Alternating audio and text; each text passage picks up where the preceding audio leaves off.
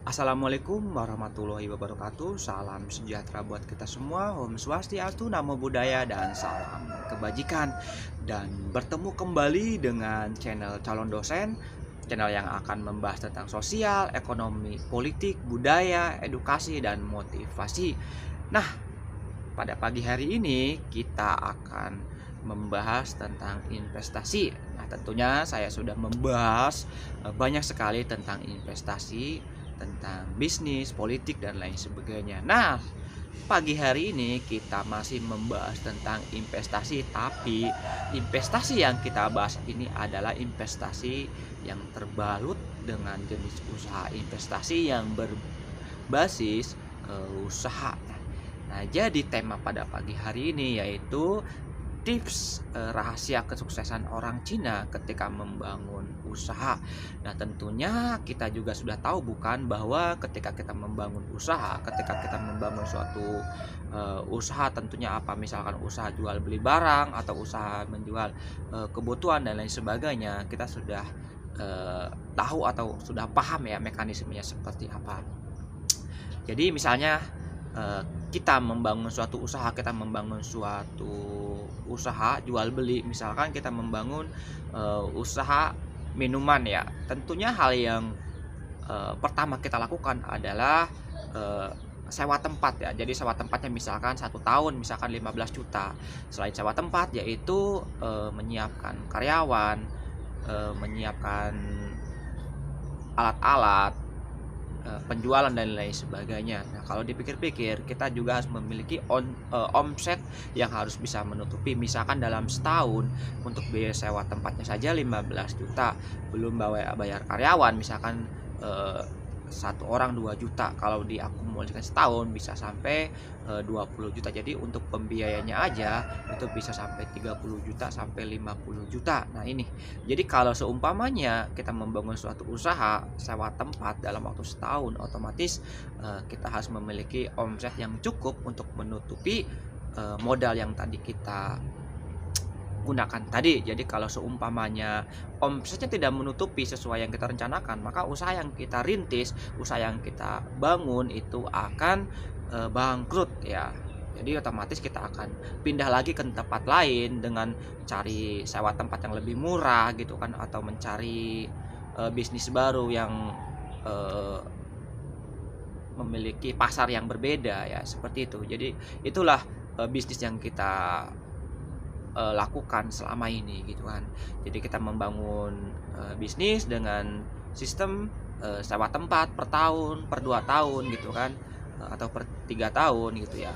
Jadi kalau misalkan tempatnya tidak sesuai, maka kita akan pindah lagi ke tempat yang lain dan lain sebagainya. Tapi beda dengan cara berpikir orang Cina dalam membangun usaha. Hal yang mereka pertama siapkan adalah yang pertama adalah jaringan dulu, yaitu pelanggan dulu. Mereka harus menguasai pasar, itu yang pertama.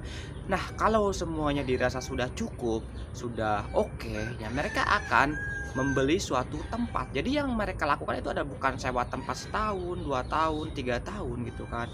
Oke lah kalau untuk di awal-awal masih kita terima, tapi mereka akan berpikir bagaimana caranya mereka bisa memiliki suatu tempat. Misalkan mereka membangun atau membeli showroom atau ruko ya kan, mereka akan beli itu walaupun harganya mahal, misalkan harganya 1 sampai 3 miliar, mereka akan beli itu untuk dijadikan suatu usaha gitu ya.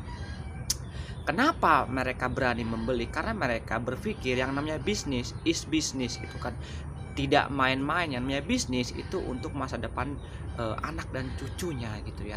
Jadi yang pertama mereka lakukan adalah membangun jaringan, yang kedua atau membeli tempat, yang ketiga baru mereka membuka usaha, misalkan usaha minuman seperti itu gitu kan. Jadi nggak sewa tempat. Jadi kelebihannya mereka itu tidak memikirkan biaya sewa gitu kan. Jadi keuntungan dari jualan tersebut akan mereka tabungkan untuk menambah modal yang mereka kerjakan seperti itu. Terus juga karyawan, biasanya kalau orang Cina itu karyawan yang mereka pekerjakan itu biasanya dari saudara sendiri, teman-teman sendiri, atau ponakan dan lain sebagainya. Jadi makanya agak sedikit lebih irit, terus juga akan membangun atau membentuk karakter buat anak-anak yang mereka didik. Misalkan ponakannya dipekerjakan di situ gitu kan. Itu untuk membangun karakter biar mereka itu mengenali arti susahnya mencari duit atau arti bagaimana bertanggung jawab. Makanya anak-anak kecil kalau orang Cina itu mereka dilatih untuk membangun usaha atau untuk dilatih untuk bagaimana basic berjualan seperti itu. Nah, yang kedua ternyata ketika mereka memiliki tempat sendiri, mereka bisa menjual barang dengan sangat rendah sekali gitu kan. Bahkan mereka bisa bersaing di tengah-tengah pasar. Ini poin pertama, makanya banyak sekali pelanggan-pelanggan yang lebih suka berbelanja di tempat orang-orang Cina. Karena apa? Karena harganya murah gitu loh. Makanya mereka itu menjadi relasi biar customer-nya itu selalu betah belanja di sana gitu kan, akan menjadi customer royal mereka. Ini poin plusnya buat mereka. Jadi mereka juga tidak terlalu sulit untuk mencari pelanggan seperti itu. Kenapa? Walaupun untungnya sedikit, tapi mereka tidak memikirkan hal itu. Yang penting mereka bisa memberikan yang terbaik buat customer atau buat pelanggan mereka gitu ya. Seperti itu. Kenapa? Karena mereka itu ketika membangun usaha bukan hanya mencari keuntungan semata gitu, tapi untuk memberikan kepuasan kepada pelanggan agar usaha mereka itu bisa berjalan sampai berpuluh-puluh tahun yang akan datang gitu. Sebenarnya ada hal yang mereka rencanakan, ada hal yang mereka bisniskan, yaitu investasi. Artinya apa? Artinya ketika showroom apa toko yang mereka beli di sekarang misalkan harganya 2 miliar, itu di 5 tahun kemudian atau di 10 tahun kemudian toko atau showroom yang mereka beli itu harganya bisa 2 sampai 3 kali lipat. Nah, ini yang menjadi poin buat mereka. Jadi ketika mereka membangun suatu usaha, ternyata bukan hanya mencari keuntungan semata, tapi ada nilai investasi yang terkandung di dalam usaha mereka. Nah, seperti itu. Jadi pembelajaran hari ini mungkin cukup sekian dari saya, karena semoga materi yang saya bawakan pada pagi hari ini bisa membangun mindset dan cara berpikir kita ya. Jadi bagaimana kita bisa membangun dan memperluas usaha yang kita miliki. Nah, seperti itu. Jadi cukup sekian dari saya, kurang lebihnya mohon maaf. Wassalamualaikum warahmatullahi wabarakatuh dan salam sukses.